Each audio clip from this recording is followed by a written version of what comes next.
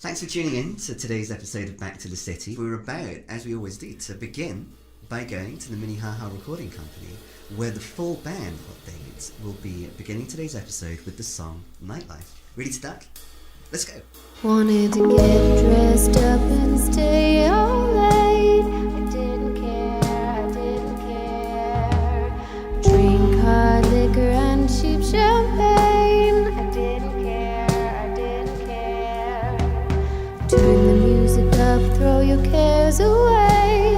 I didn't care. Don't wanna worry about what tomorrow will bring.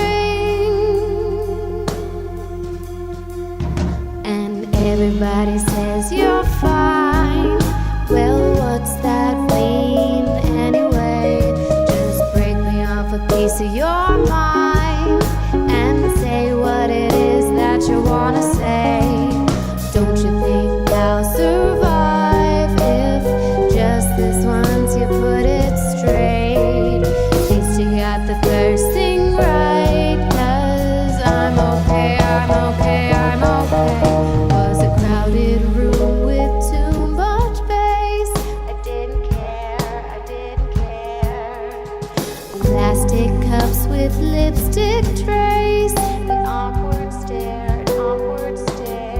Thinking how'd I get into this place? I could be anywhere. Sea of unfamiliar faces, all too cool to care. Everybody says you're fine. Well, what's that mean anyway? Just break me off a piece of your mind and say what it is that you wanna say. Don't you think I'll survive if just this once you put it straight? At least you got the first thing right, 'cause I'm okay.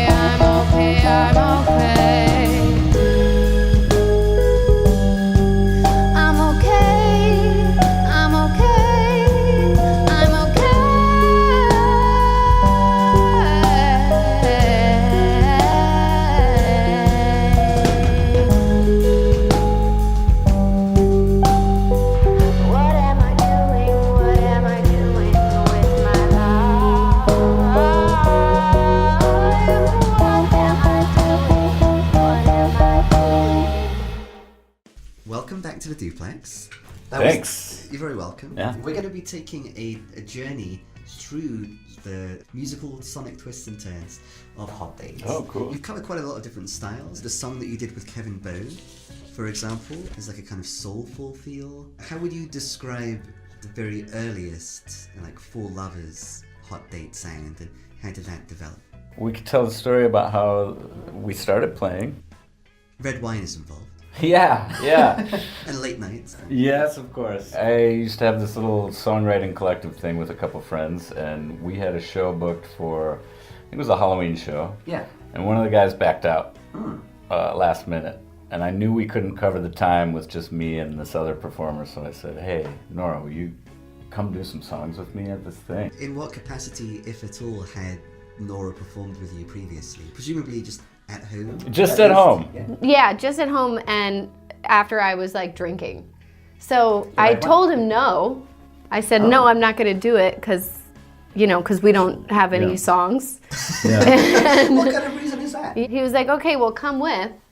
So I took the drive. It was like an hour, maybe 2 hours out of the city. It's like some little small town, Appleton, Wisconsin. It was Appleton, Wisconsin. I don't even think it was that far. Let's just say it was. Sure. This was the first Hot Date show Yeah. for the record. Yeah. Appleton, Yeah. Wisconsin. That's right. Was it billed as Hot Date? No. No, we didn't even have a Eric and name. Nora? No, it was under the name the Maven Spirits, which was the name of the songwriting Collective that I wasn't in. That she wasn't in. Good friends. We ended up doing just some favorite songs that we liked singing at home together, and we just tried it out. I think it was like a venue that was also attached to a bowling alley. Oh, wow. Yeah, and it was Halloween, It's like so... the memory lanes of Appleton, Wisconsin. Yeah, kind of like that. Bright lights. Very punky. Yeah, and it actually went really well, and people were. By the time liking I it. got up there, everyone was drunk, probably Yeah. including myself. Yeah, but So I mean, it was fun. I didn't have the Yeah. harshest critics. So what thankfully. happened? What did you perform, given that you didn't have any songs? We did some like old jazz standards, but like in a sort of punk rock way. Yeah. Not like fast and loud, but Yeah. you know, I was. If you've seen our setup where I sit on a cajon drum, Yes, I and have. with a hi hat, Yeah. and just kind of like just bang out the songs on the guitar. That's kind of how we did these tunes, Yeah. and singing them together for the most part in unison, just because we never Yeah, done there was this like no before, you know? harmony. It but was just like get through the song. Yeah. Get through the song. But it was a lot of fun. I think we did like What a Difference a Day Makes and Blame It on My Youth. But we were, okay, so at that time, like musically, I was really feeling like nostalgic and very romantic, and I wanted to write and sing and play songs that were very, like, kind of sounded old or like you've heard them before. Yeah, Sounded like a deja vu moment where Yeah. you're like, has this happened before? And you're like, no, probably not, but it feels... So that's where I think a lot of the initial songs we wrote came from, was Yeah. from that very kind of like romantic point of view, kind of wanting those old jazz standards Yeah. and wanting things to feel like that. Hot Date was and is for lovers. Yeah. You know it, yeah. Which is usually Which is someone's the like prank. 50th CD cover, so we were kind of joke. We're like, oh, the For Lovers edition. Yeah. Like, one. So the first song that you put out was, first original song that you released was Roll With It. Is that right? That was the first single, yeah. And we did that over at Honeytone Studios Yeah. in Neenah, Wisconsin. Who had Wisconsin again? Yeah. For the record. Yeah. Who had and that Honeytone had some involvement in this new EP. So Yes. was the what was their involvement? Oh, okay, so we recorded everything at home. Yeah. And, you know, I love those guys at Honeytone. They're just very, we clicked Far. with them. They're far. They're far No. away. They're far away. They're far away, but we always want to share what we're doing with them. And Yeah. we recorded our last EP with them as well. But it just made more There's two sense. sides to every story. Yeah, that's right.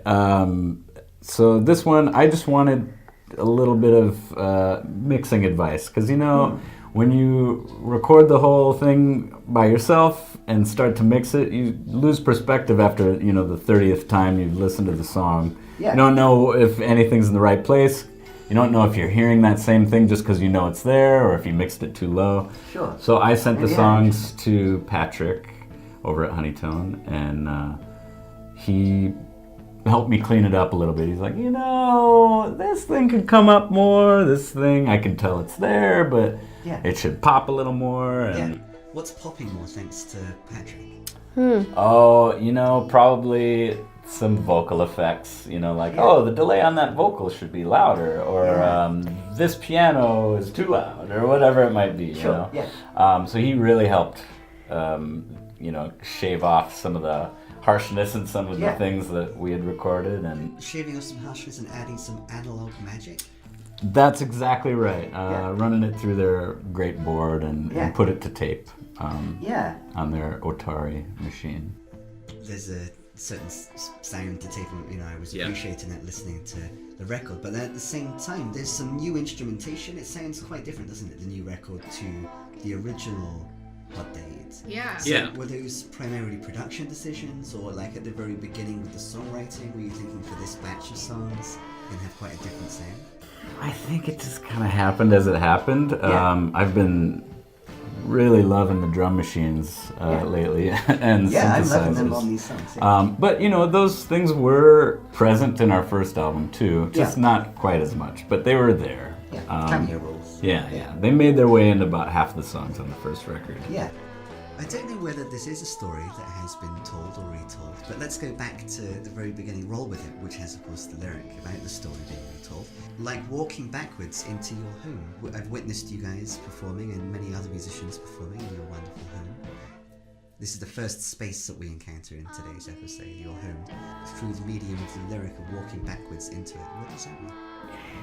So we had just moved in together and gotten all our stuff in this space, and Eric has this beautiful daughter and she's so young, and we were really becoming a family, and it was a really, really happy time in our life, and we were finishing up our writing and our album, and we essentially thought, I think we were done writing songs maybe for that piece. And Eric's dad got really sick, and my sister had just gotten married, and her husband died very unexpectedly. And they were very much like our family in us coming together, and Eric was very close with my brother-in-law, and I felt very close with Eric's dad. Yeah. And they died within about 6 weeks of each other. Wow. And for me, that lyric came into place when I was in my sister's home, actually. Yeah. And the boys had just been put to bed. They have children, and the feeling of expecting him to come down the stairs. Wow. And having to clean up. I don't really ever tell people this, that having to clean up the house so that she could move out, and there being his hair in the sink and his socks on the floor, and she very much didn't want us to move them. And which works its way into the lyrics. and we had to.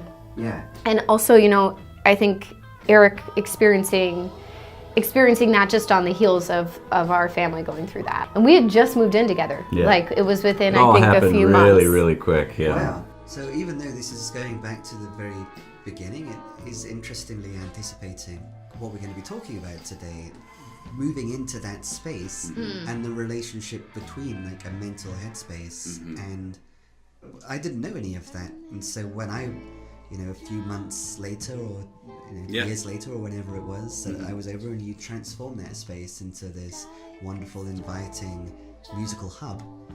Well done for doing that with that space. Yeah, we had to do what we had to do. Distraction was good. Yeah. And they were both musicians, these men, who were extremely supportive. Yeah. They both played bass. Yeah. And they were both, just excellent fathers and really paternal and loving and affectionate. And I think that for us, a way to walk through that was with music. Yeah. A favorite song of mine on the record is The Toast. It's just so fun, I think, but it's about mortality too. So it's interesting. I mean, I like it because it's fun, but it's also, it begins, "It will not be long, dear, until we two are ghosts, and then we'll have a party, but we won't be the hosts." That's just really good, fun poetry, I think. Yeah. Good job, Nora. Oh, thanks. I like that I agreed with you. Yeah. I just meant you'd understand where we're coming from then in that point of view. Yeah, really. And the two things coming together, like transforming that space into this like party space, but imagining even yourselves not being there. Yeah, we're all gonna die. Yeah. Hashtag party with a purpose. Go now. And then the last record we did totally live in a room with our band in a day. That's the 3 songs. The 3 sides to a story, yeah. So that process was very different. We ended up arranging those songs together as a band, more so than we've done with any of the other tunes. Before and since. So those 3 songs, are they more collaborative than the new songs on Yes, yeah. At the end of recording the first full length for Lovers, we started playing with a band, as opposed to just as a duo. These guys, Braden and Andy, I have played in bands with them for years, and Hashtag Brandy. yeah, we call them. Their celebrity name is Brandy. We're totally Monica. Duck, they're behind you. They've always been really easy to play with. When we talked to them about playing music with us, we got together in a room and it clicked. It clicked right away, and it was great. And they were happy to kind of do something a little new for them too. Yeah. And I always know that if you present a song to them, they're gonna make it groove. Sure. In one way or another, and it's gonna feel good. They're pretty groovy guys. They're pretty groovy, I yeah. was witnessing, so. Yeah. Since playing with them, we played a whole bunch of shows with them, and when it was time to make these new songs that Nora and I had started writing, it just kind of made sense to try to, we got this idea, let's bring it to the guys and see what happens. That seems conceptually relevant too, because the Yeah. EP is called 3 Sides to Every Story. Sure. It's almost like there's 4 sides. Yeah. Brandy is the third side. That's what we said. Brandy. Yeah, that's Yeah, right. we're like, oh, and then Brandy comes in. Yeah. So the 3 songs on this EP are His, Hers, Truth. That's right. Yeah. The concept is like a big theme in my life that I've come back to that I think has been like almost a comfort. Yeah. Is that there's always at least 3 sides to a story: his version, her version, and then there's the truth. Yeah, like the omniscient narrator's version. Yeah, definitely. Like the gray area of things is usually where you find the truth. And so I wanted to write kind of a little concept album around that subject, around how everything's kind of gray in the end. By recognizing these different perspectives, rather than there being increasing clarity, it becomes more ambiguous. I agree, yes. And I think so, because if you listen to the songs, you don't necessarily see how they all click together. They're all pretty different moods and moments. But they do interconnect. In my mind, yes. So in his, I feel like there's a narrative. What is the story here? I feel like it's the story of people who are growing more distance, and there's a little more dissonance in a relationship than there was before. And I think exploring what that experience is for 2 different people. So in his, there's kind of a narrative of distance and growing, and you can't really quite get back together, and there isn't a match up, like you're having trouble connecting, and you can't go back to that previous state of closeness. You can't really find it. And there's kind of metaphors of like seeking or trying to reach or trying to, hear things clearly and not being able to get to that point. That's what the guy thinks he's doing? Yeah, that's what I feel like his perspective is. And then for hers, there's more of a, like behavioral, the way that you should behave, which I think is a common pressure for a woman in a relationship, whether it's romantic or not. And so, and the frustration of feeling like maybe you don't always behave the way you should in the relationship or in the expectations of your life. Yeah, or one is being told that one isn't behaving the way one should. I find it interesting that, like having listened to his song and then listening to track 2, it's almost as if like the female character it's her voice, but she's kind of ventriloquizing what is being said to her. Totally. And saying, watch out. Watch out how you cast me in this. She's being cast as someone who can't control her temper, which is in itself annoying. It makes you not able to control your temper. So, and then I just, the truth ended up being a song where, I mean, in honesty, I'm just like talking about all these things that I fear that I am, or that I have been, or that I might be, or that people will perceive me as. And instead of trying to really articulate like a growingly more kind of abstract truth that would be a medium between what these 2 different people are experiencing, I decided just to write a song about all the things that are my faults or that I fear are my worst. And I feel like sometimes in the end, the only way to find resolution with these different gray areas is just to say your own truth and look at yourself in a really honest way. So that was kind of how I landed with that third piece. So instead of having like one perspective, the other perspective, and then the united whole, instead it seems as if there's like a moral here about the only way that you can escape from the limitations of your perspective are to recognize the flaws with it. Yes, that's perfect. Pretty good. Yeah. Pretty good. And the truth sort of ended up being a nice little comic relief to it at the after that tune starts off really heavy. It's brooding. And it then gets intense. Then it's kind of there's a kind of power because the guy seems to be kind of melancholic.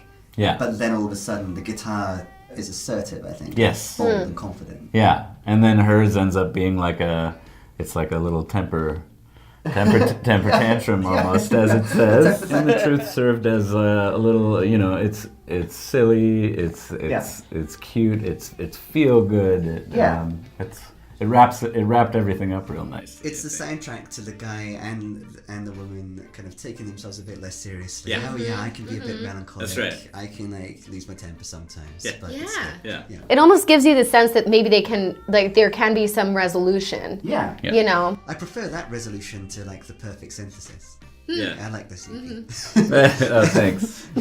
And I like the new EP, which in our second conversation is going to be our main focus. Today we're kind of taking a journey through it. Right now we can hear the song Manic, which later today you're going to make a music video for. Yeah, we are. So what ideas do you have for the music video?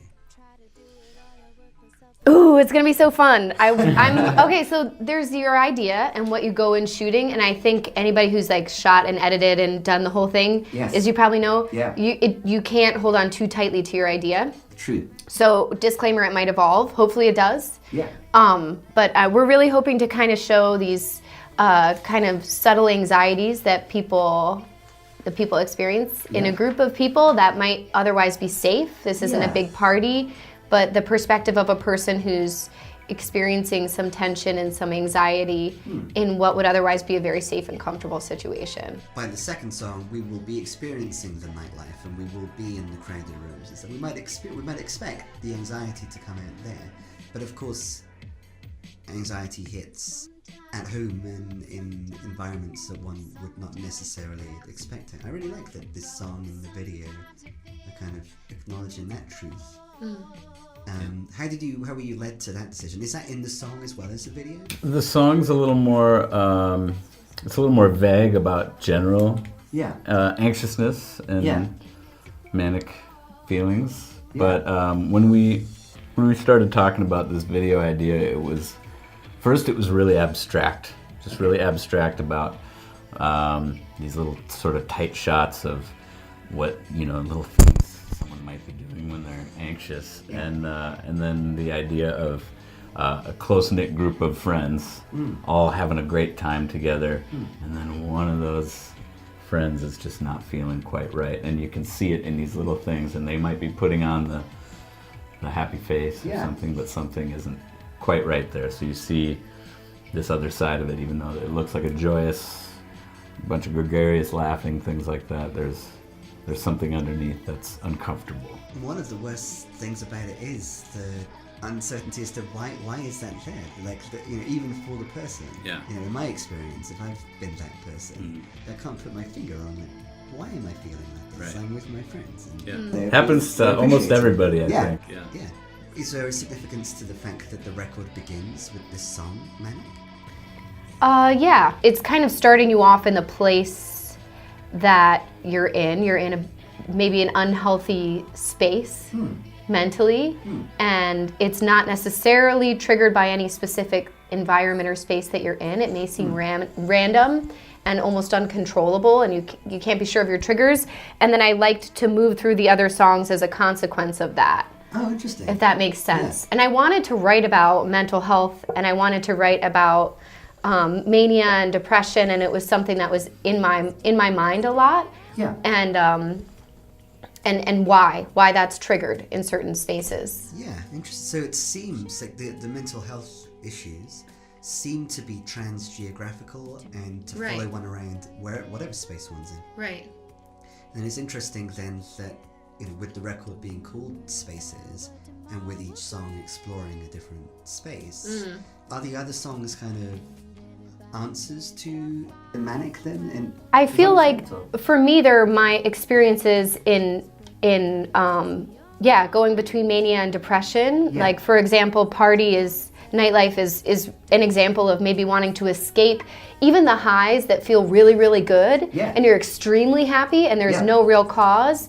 That doesn't really feel comfortable either, any more than the deep depression. So why am I feeling so happy? And that's maybe trying to over-medicate that in a way and escape it. And then, there's also Cold Town, which is in a lot of ways this kind of melancholy, nostalgic depression, something that should have changed a long time ago and didn't. Yeah. And that's definitely like an example of depression. So I think each kind of song does move through the different ways in which we try and maybe avoid it, or the ways in which we find it. And absolutely, yeah. In Nightlife, there's like the echoing vocal, I didn't care, but then there's almost a critique of like the bustling room of people who are too cool to care. So there's concern about not caring, like catching oneself in this kind of frivolous mindset. Yeah, you want to not, that's like your goal. You want to not feel it so much, you want to not care, you want to kind of escape, and then you get into that space and it doesn't really feel like as much of it, it's not the answer. Right, yeah, there isn't an escape necessarily in that space, though there is at times. Yeah. It's like, sometimes. At least we'll keep trying. In Manic, there's of course the refrain, will you get better? And I love how that shifts, so it's the same lyric, but quite a lot is shifting sonically over the course of that. So it's like repeated 3 times, and over the course of that repetition, stuff is changing, and then the whole kind of cycle begins again. It's about will things change? Mm-hmm. It's interesting. Like Nora is responsible for all the lyrics, but Eric's responsible for all the music. Is that correct? Yeah. In each of the songs, where like one of Nora's refrains gets repeated, and then the sonic tapestry kind of pulls it in different directions and makes it mean slightly different things. Yeah, I think the idea was we wanted it to be sort of hypnotic. Yeah. So you just kind The of record as a whole. Yeah, exactly. Yeah. And especially that chorus, Yeah. that chorus section. It was kind of like maybe pleading to oneself. You know, like.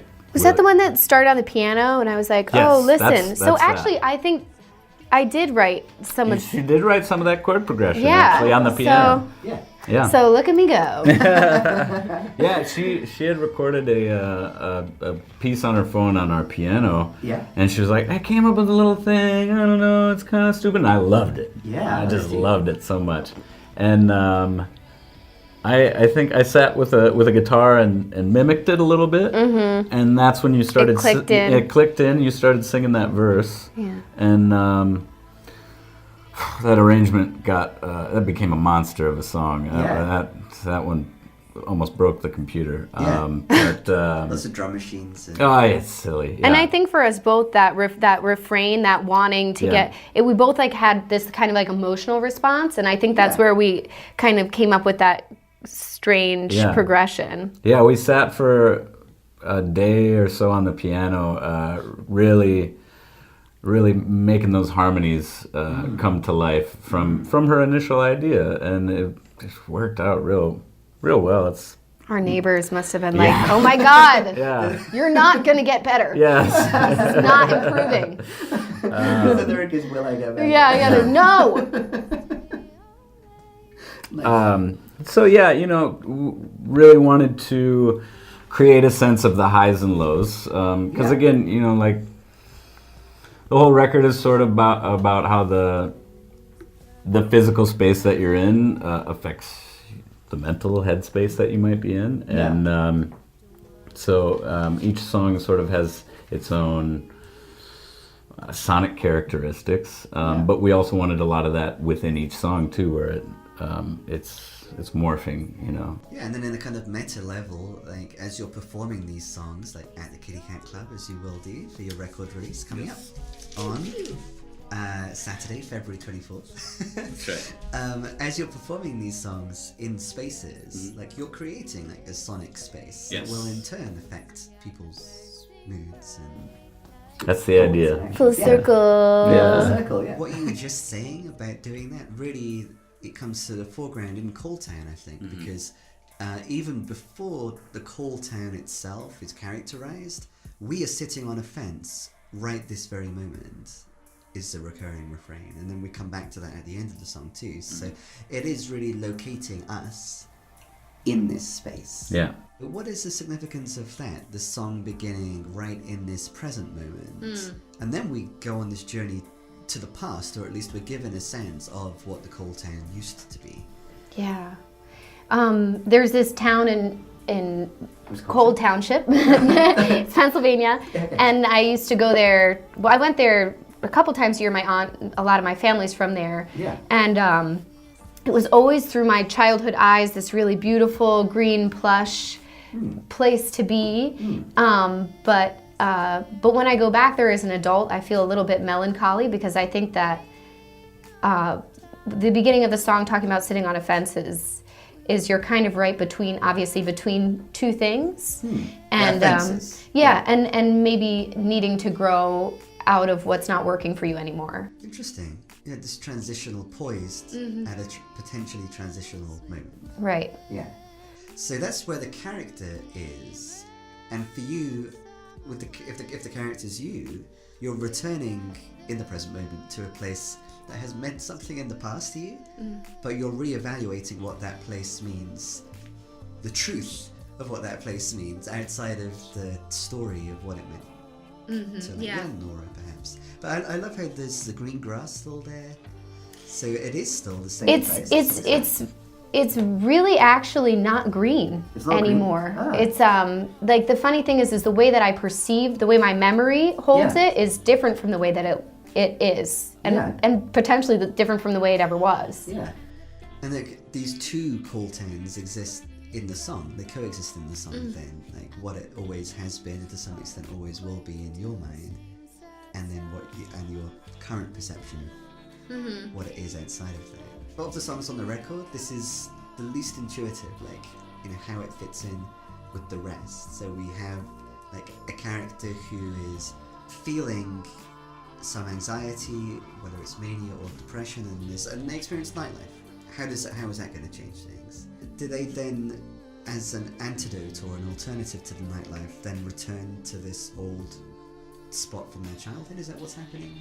How does the call tone come in? I mean, I guess I never thought of it in contrast to nightlife, because I think nightlife is like in some ways, that's an interesting contrast I never thought about. But for me, Cold Town is definitely about coping with the way that you want to remember things to be with the reality of it. And then the kind of the things that you look at as a child and you think, this was great, this is wonderful. I think I idealized things a lot.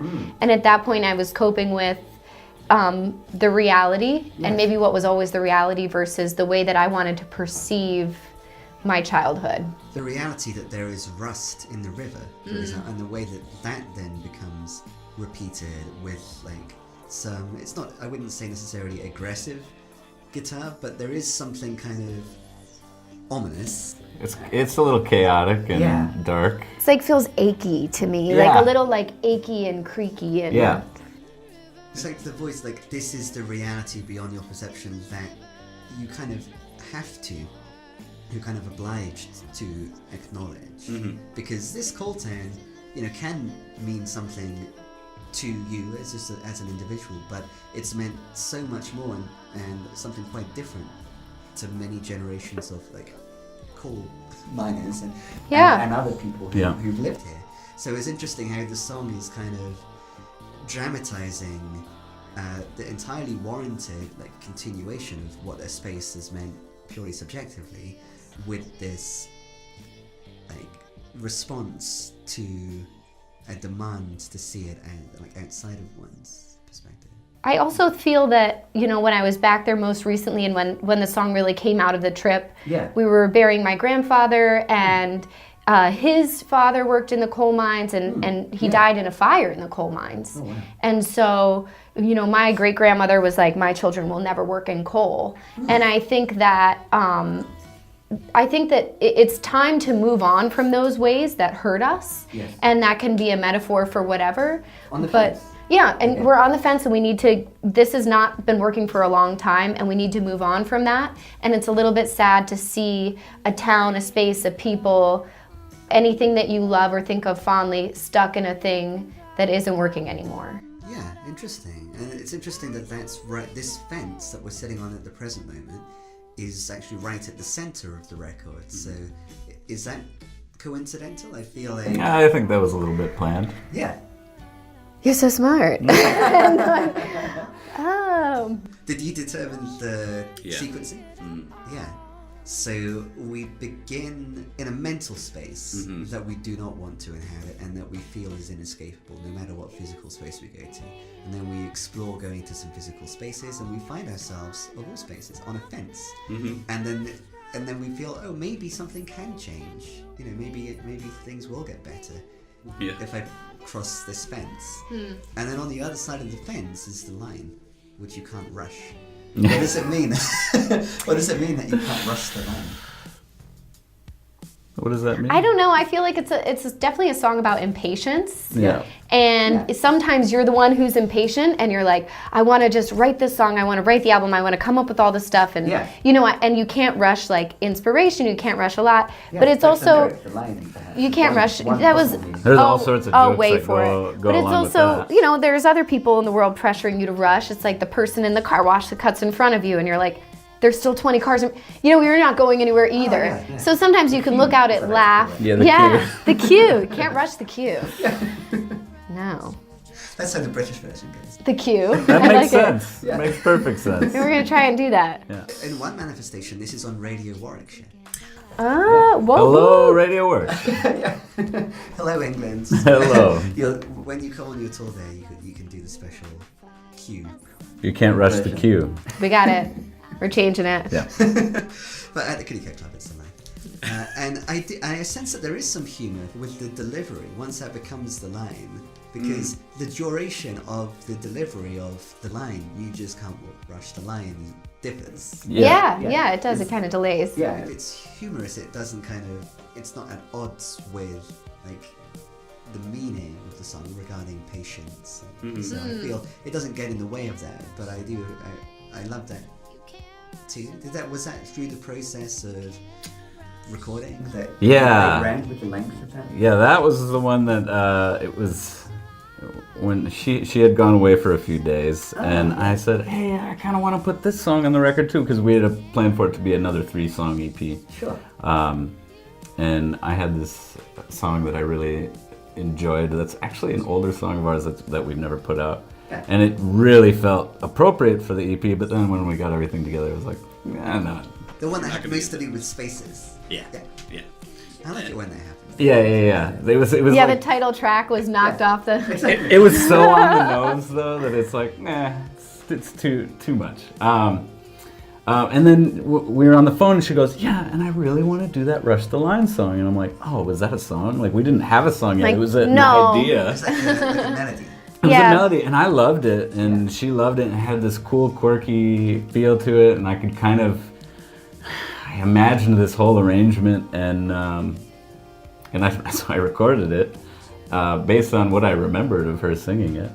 And then she got home, and we tried recording it, and that ended up being a really humorous affair that we had a lot of fun with, I think. I had a lot of fun with it. Was it fun, Nora?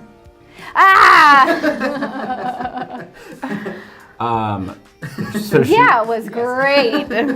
So we danced together while she recorded her vocal track. Yeah, I had to have him like there, because the way that I initially, I made it too hard for myself, Yeah. and then I couldn't get it. So he Yeah. was like there with me, like here, I'm here. I was like, She kept rushing the line. I kept rushing it. Yeah. Yeah, wow. So how nice that the song is like the My own vocal delivery. advice. Yeah, it's your own advice, and it's a product of patience as well. Yeah, I think so. I really like that song. I enjoy that we decided to do that one. I like the image of it coming just after this idea of being poised on the fence, because it fits. It's like a continuation of that. Okay, there is definitely of course there's some truth to the idea. Whenever one has the idea, things might be about to change, things could get better. If I just change this aspect of my physical environment, this aspect of my mental environment, that one of the two, the other one may change. But you can't rush it. And the lyric, another recurring refrain is, you think you can choose. I think that's an important rebuttal to the idea, okay, I'm on the fence, let's move on. Yeah, I love that. Totally. Change it now. Right. It's a decision like every day. It's not just like you go, oh, I'm not gonna, but you literally can't push yourself into changing it. Just really takes time. Yeah. But then through time, maybe then one gets to bask in being the Minnesota goddess. That one is at the end of the story. There's a music video for this one. It's behind you. Well, there it is. Look at all those ladies. Look at all those wonderful Minnesota ladies. Yeah. If you Minnesota goddess ladies. That's right. And now you have seen one, and we do know what it means. Because there's a bunch of examples. That's pretty good, Sam. There you go. So how did this song come to be? And how did it come to be at the end of the EP? Nora had this one pretty fully fledged, written, that whole melody, On piano? and just just vocal the melody? Yeah. vocal melody and lyrics, and I mean, it's as it is on recording is how she sang it the first time she sang it to me, Yeah. and it's beautiful. It was great, loved it, and that was one that I had heard her sing it, and it was in my head. Really, I mean, it just infected my brain, and I just tried out this little bit. I think we did it on piano first, maybe, or something. I'm not sure what the instrumentation was in the beginning, but How did the eventual instrumentation that we can hear now evolve? you know, it's funny. The first time we probably played it together was in our friend Aaron, who we play with from time to time. He played on that Tell It Like It Is on that Undercovers thing with us. Oh, yeah. we were at his studio and Empowered Percussion. Empowered Percussion. He builds amazing drums, by the way. Yeah. We'll plug for him. Yeah. And we were in his studio. I don't know. We were rehearsing for a wedding we were playing or something. And we play weddings too. And funerals. And funerals. Weddings and funerals. That's great. Yeah. So fun. Yeah, really Half fun. of them are so fun. The other ones were like, good luck, guys. Yeah. And I don't know, we were like, let's try that. And we played it with him, and it really came together that day, I think, in his studio. And I had this whole idea for it to be this danceable jam, and I had this whole beat in mind. Yeah. But once we got it recorded, and I threw all those string arrangements on it, I was like, well, you know what? Let it be as this kind of serene end to the EP. Yeah, it seems very. It makes me think of composure. It's very well composed, but then also it seems like it's the song to suit like someone who has composure, to someone who has tentatively been thinking about leaving the fence for a bit, and then pick just the right moment. And then is composed, like standing on the other side of it. Oh, that's Being the beautiful. goddess that That's they real are. nice. Yeah. Actually, The reality is- Well, three for sides that- to every Yeah. story. yeah, there's. That was story number one. So I wrote that song, kind of coming from a place of definitely looking at, again, spaces. And for me, I grew up in New Jersey. Living in Minnesota has been a really great way for me to hone myself as an artist, be an active community member. I feel like there's a lot of relationships I've been able to build here, and they've helped me grow and supported me. And the women I know here are incredibly inspiring, and it came from these relationships that are, my support network, my inspiration, and there are these powerful, beautiful, strong women that, help make me feel like I'm more capable and that I can be that person. But I wanted to write something about kind of being able to land in a space that's home and that's safe and that's supported and that's celebrating these women that, fight through the rough winters and are incredibly honest and raw and natural. Yeah, and we can be that like for each other. Yeah. Too, because like you are that for them. This is the third story, and what's the story? I think the song's about friendship, right? And how wonderful Minnesota ladies are. Can you talk a bit about creating the video then? Of Minnesota Goddess? Yeah, Minnesota Goddess. Yeah, we had some ideas. I wasn't actually at that shoot that day. I was playing a thing. I don't know what I was doing, but Nora had to really take all the reins on that You one. play lots of things. Are you playing regularly with Hardy Ha, or for the record release you did? I did for the record release, and we've done. We just got off of a little mini tour, little Midwest thing. You were doing not that exactly, but I don't know what I was doing that day. I'm not sure, but yeah, it was something, a rehearsal or a show or something. But yeah, we had talked about this idea for the video since we recorded the song. I think we kind of knew, we really want to do this, and and then take it away. We did the rest. So a lot of my close girlfriends and I like to go on a thing we call happy hour hike. Okay. And we live downtown, but we have this beautiful nature sanctuary behind our house, just like a couple blocks. So and it's St. Paul, like we live nowhere. So that's perfect. So I like to bring like my glass of wine, and I'm not bringing like a paper cup. We like bring our glass of wine and do our fancy happy hour hike in this beautiful prairie, and then the train goes by. And I always just feel like when I think of that song and when I think of what kind of embodies this Minnesota Midwest goddess, I always think of like prairie and warm colors, and I really wanted to capture a group of women coming together and being in like this beautiful space on a happy hour hike. Our buddy Preston did that footage. And My that buddy was, Preston. Yeah. It was really beautiful. Who I met at your home. Yeah. Oh, you did? Oh, that's great. Oh yeah, That's great. he's so sweet. Yeah, he's great. He just got engaged. Yes, I saw that. And he's going to be in our video shoot tonight, too. There we go. Friendship. Yeah, friendship. That's Gotta how- love it. Yeah, that's Yeah. how the record ends. That's how the interview ends, with a celebration of friendship. That's right. Thanks very much for tuning in to today's episode. Thank you, Eric and Laura, for coming in. Thanks, Simon. This is Hot Date, who you can catch at the Kitty Cat Club on February 24th. with Gillian Ray and Taba. Taba.